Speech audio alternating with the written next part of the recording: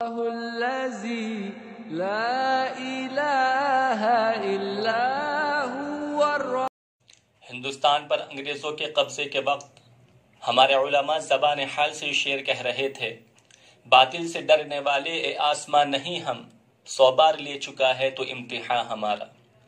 اور جب ہندوستان آزاد ہوا تو لوگ علماء کی قربانی کو بھول گئے، تو پھر زبان حال سے یہ شعر پڑا، پتا پتا بوٹا بوٹا حال ہمارا جانے ہیں، جانے نہ جانے گل ہی نہ جانے باغ تو سارا جانے ہیں۔ ہمارے نبی صلی اللہ علیہ وسلم نے ارشاد فرمایا تھا کہ حضرت آدم علیہ السلام ہندوستان میں نازل ہوئے۔ ایک روایت میں ہے کہ حضرت آدم علیہ السلام سب سے پہلے جنت سے ہندوستان میں تشریف لائے۔ حضرت علی رضی اللہ تعالی عنہ نے فرمایا تھا کہ سب سے بہترین خوشبو سرزمین ہند کی ہے، جس میں سب سے پہلے ہمارے والد محترم حضرت آدم علیہ السلام تشریف لائے۔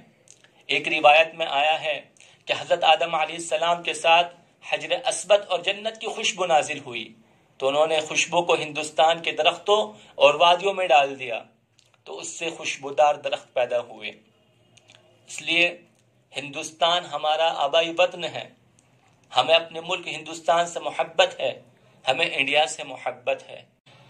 جب انگریزوں نے ہمارے ملک ہندوستان پر قبضہ کیا تو جنگ آزادی کے دریا میں لاکھوں لعل و گوہر کا خزانہ نکل پڑا، اور گلستان ہند کے بہاروں میں لاتعداد رنگ مہکنے لگے۔ حضرت شاہ ولی اللہ رحمت اللہ علیہ نے فوراً اس وقت کے راجہ اور نواب کو اس کی طرف توجہ دلائی کہ انگریز سے ہوشیار رہا جائے، لیکن راجہ اور نواب آپسی دشمنی اور عیش و عشرت سے باز نہ آئے، جس سے انگریزوں کا اثر بڑھتا چلا گیا۔ ان انگریزوں کے اثرات کو ختم کرنے کے لیے علماء میدان میں آئے، جن میں وہ مرد مجاہد حضرت ٹیپو سلطان رحمت اللہ علیہ بھی نظر آئے، جو بہت بڑے عبادت گزار اور سنت کے پابند تھے۔ وہ اکیلے ہی ملک و ملت کو باقی رکھنے اور آزادی کی خاطر انگریزی فوجوں سے مقابلہ کرتے رہے۔ آخر یہ کہتے ہوئے شہید ہو گئے کہ شیر کی زندگی کا ایک لمحہ گیدڑ کی 100 سالہ زندگی سے بہتر ہے۔ ان میں وہ مرد مجاہد حضرت شاہ عبد العزیز رحمت اللہ علیہ بھی نظر آئے، جنہوں نے انگریز کے خلاف فتویٰ جاری جہاد کا فتویٰ دیا اور فرمایا کہ اپنے ملک سے محبت کرنے والے ہر شخص پر فرض ہے کہ انگریز کو ہندوستان سے نکالے بغیر اپنی زندگی کو حرام سمجھے۔ سارے جہاں سے اچھا ہندوستاں ہمارا، ہم بلبلیں ہیں اس کی یہ گلستاں ہمارا۔ حضرت شاہ عبد العزیز رحمت اللہ علیہ کے فتوے کے اثرات علماء کرام پر بہت گہرے پڑے۔ حضرت سید احمد شہید رحمت اللہ علیہ کی رہنمائی میں حضرت شاہ اسماعیل شہید رحمت اللہ علیہ اور حضرت مولانا عبدالحی رحمت اللہ علیہ کے مشورے سے 50 افراد کی ایک جماعت تیار کی گئی۔ اس تحریک کو ناکام کرنے کے لیے انگریز نے یہ کہنا شروع کیا کہ ان کا تعلق محمد بن عبد الوہاب نجدی سے ہے، جبکہ حقیقت یہ ہے کہ ان حضرات کی محمد بن عبد الوہاب نجدی سے نہ ملاقات ہوئی اور نہ کوئی تعلق ہوا۔ علماء و مجاہدین کو وہابی کہنا انگریز کی چال تھی۔ بہرحال ان حضرات نے پورے ملک ہندوستان کا دورہ کیا اور لوگوں میں انگریز سے لڑنے کا شوق پیدا کیا، جس سے پورے ملک میں آزادی کے گیت گائے جانے لگے۔ شروع میں 500 اور بعد میں 1500 مجاہدین کی جماعت تیار ہو گئی، جن میں بہت سے مجاہدین خاص طور سے حضرت سید احمد اور حضرت اسماعیل رحمہم اللہ شہید ہو گئے۔ لیکن یہ تحریک ناکام نہیں ہوئی، بلکہ ہندوستان کی آزادی، آخری جنگ آزادی اسی تحریک کا ثمرہ ہے۔ کسی شاعر نے خوب کہا ہے، میں اکیلا ہی چلا تھا جانب منزل، مگر رہرو آتے گئے اور قافلہ بنتا گیا۔ جب چمن کو خون کی ضرورت پڑی، سب سے پہلے ہماری ہی گردن کٹی، پھر بھی کہتے ہیں آج اہل چمن، یہ چمن ہمارا ہے تمہارا نہیں۔ ہندوستان کو آزاد کرانے میں مولانا محمد قاسم نانوتوی رحمت اللہ علیہ، مولانا رشید احمد گنگوئی رحمت اللہ علیہ اور حافظ ضامن شہید رحمت اللہ علیہ وغیرہ حضرات نے اپنے شیخ حضرت حاجی امداد اللہ رحمت اللہ علیہ کی رہنمائی میں تلوار اٹھائی اور آزادی کی راہ میں سرفروشی کے ساتھ میدان میں اتر آئے۔ علماء کرام کی میٹنگ ہوئی۔ مولانا قاسم نانوتوی رحمت اللہ علیہ نے فرمایا کہ انگریز نے پورے ہندوستان پر قبضہ کر لیا ہے، ہم انگریزوں کو اس ملک میں رہنے نہیں دیں گے۔ ایک آدمی نے کہا کہ حضرت ہماری تعداد بہت تھوڑی ہے، وسائل اور ضرورت کے سامان بھی بہت کم ہے۔ مولانا قاسم نانوتوی رحمۃ اللہ علیہ نے جواب دیا کہ کیا ہماری تعداد غازیان بدر سے بھی کم ہے؟ یہ فرماتے ہی لوگوں میں جذبہ جہاد پیدا ہو گیا اور جنگ آزادی کا فیصلہ کر لیا گیا۔ حضرت حاجی امداد اللہ رحمۃ اللہ علیہ کو امام، مولانا قاسم نانوتوی رحمۃ اللہ علیہ کو سپہ سالار اور مولانا رشید احمد گنگوئی کو قاضی بنایا گیا۔ مجاہدین ہزاروں کی تعداد میں جمع ہو گئے۔ شاملی کے میدان میں انگریزوں سے مقابلہ ہوا۔ ان علماء دیوبند اور دیگر مسلمانوں نے شاملی اور دوسرے مقامات پر قبضہ کر لیا، لیکن اس جنگ عظیم میں حافظ ضامن شہید ہو گئے۔ مولانا قاسم نانوتوی رحمۃ اللہ علیہ اور مولانا رشید احمد گنگوئی رحمۃ اللہ علیہ زخمی ہو گئے۔ حافظ ضامن کے شہید ہوتے ہی حالات بدل گئے۔ علماء کرام نے دیوبند میں 1866 میں دارالعلوم کی بنیاد رکھی تاکہ یہاں ایسے افراد پیدا کیے جائے جو انگریزوں کی طرف سے پھیلائے گئے گندے خیالات کو دور کر سکے۔ مولانا محمود حسن رحمۃ اللہ علیہ کے اشاروں پر ان کے خادموں نے انگریزوں سے جنگ شروع کر دی۔ شیخ الہند اور ان کے ساتھیوں کو انگریزوں نے گرفتار کر لیا۔ مولانا حسین احمد مدنی رحمۃ اللہ علیہ نے اپنے استاد شیخ الہند کی خدمت کے لیے فوراً خود کو گرفتار کرا لیا اور جیل میں رہ کر قرآن پاک کا حفظ مکمل کیا۔ لیکن اس دوران مفتی کفایت اللہ رحمۃ اللہ علیہ اور مولانا ابوالکلام آزاد رحمۃ اللہ علیہ وغیرہ ہندوستان میں آزادی کی کوشش بدستور انجام دے رہے تھے۔ جب حضرت شیخ الہند اپنے ساتھیوں کے ساتھ جیل سے باہر تشریف لائے تو انگریزی سرکار کے بائیکاٹ کا اعلان کیا۔ علماء کرام نے اس تحریک کو گھر گھر پہنچانے کا فریضہ انجام دیا اور اعلان کیا کہ انگریزوں سے دوستی اور تعلقات رکھنا حرام ہے۔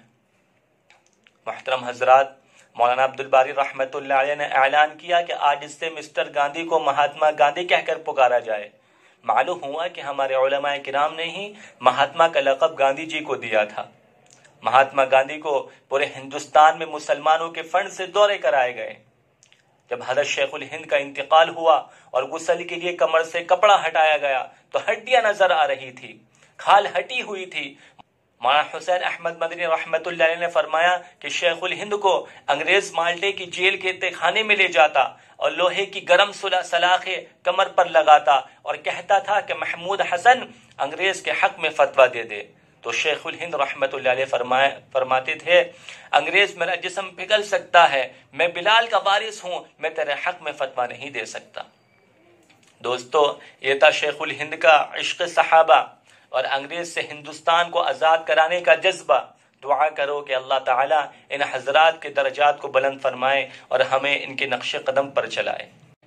ہندوستان کی سرزمین نے مولانا حسین احمد مدنی رحمۃ اللہ علیہ، مولانا محمد میاں دیوبندی رحمۃ اللہ علیہ اور مولانا حفظ الرحمن بجنوری رحمۃ اللہ علیہ وغیرہ جیسے بہادروں کو جنم دیا، جنہوں نے ہندوستان کی آزادی میں تن من دھن کی بازی لگا دی لیکن انگریز کے سامنے نہیں جھکے۔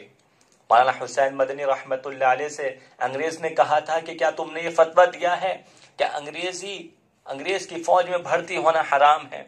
فرمایا ہاں، آج بھی میرا یہی فتویٰ ہے۔ مولانا محمد علی جوہر رحمۃ اللہ علیہ نے مولانا مدنی کے پاؤں پکڑ لیے اور عرض کیا کہ حضرت بیان بدل دو، تو حضرت مدنی رحمۃ اللہ علیہ نے فرمایا کہ اگر آج میں نے اپنا بیان بدل دیا تو خدا کی قسم ایمان بدل جائے گا۔ دوستو، انگریز نے مولانا حسین مدنی رحمۃ اللہ علیہ کو گولی مارنے کا حکم دیا تھا۔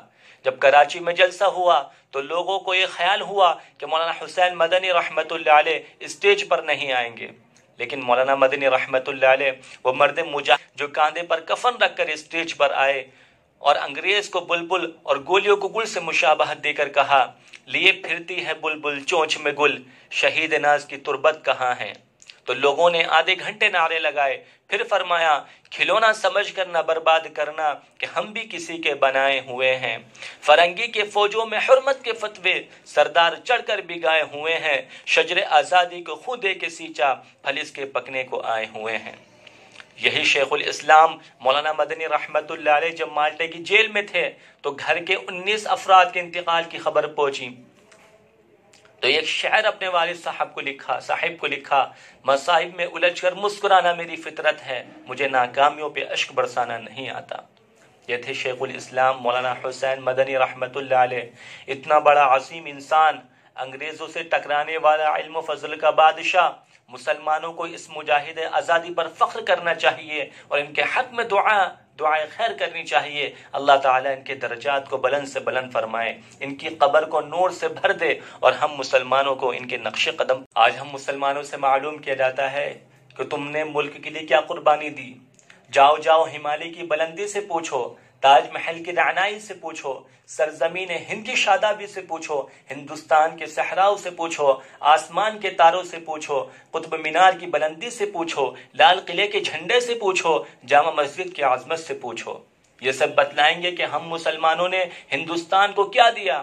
مولانا ریاست علی بجنوری نے کیا خوب کہا ہے، یہ اہل جنوب بتلائیں گے کہ ہم نے دیا ہے عالم۔ ہمارے بزرگوں کا یہ شیوا تھا، زخم کھائیں گے، مسکرائیں گے اور پھر انقلاب لائیں گے۔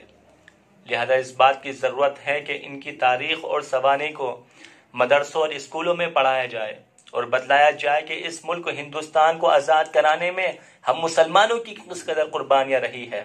یہ ملک ہمارا اپنا ملک ہے، ہمیں اپنے ملک سے اور ملک والوں سے محبت ہے۔ یہ ہمارا پدری ملک ہے۔ ہمارے بزرگوں کی بڑی قربانیوں سے یہ ملک ہندوستان 15 اگست 1947 کو آزاد ہوا اور 26 جنوری 1950 میں قانون نافذ کر کے ملک میں جمہوریت کا اعلان ہوا۔ اسی لیے 26 جنوری کو یوم جمہوریہ بھی کہتے ہیں۔ دعا کرے کہ اللہ تعالیٰ ان مجاہدین آزادی کو بہترین بدلہ عطا فرمائے اور ہمیں ان کے نقش قدم پر چلائے، اور اللہ تعالیٰ ہر فتنے اور شر سے ہمارے ملک ہندوستان کی حفاظت فرمائے اور امن و امان قائم فرمائے۔ آمین یا رب العالمین۔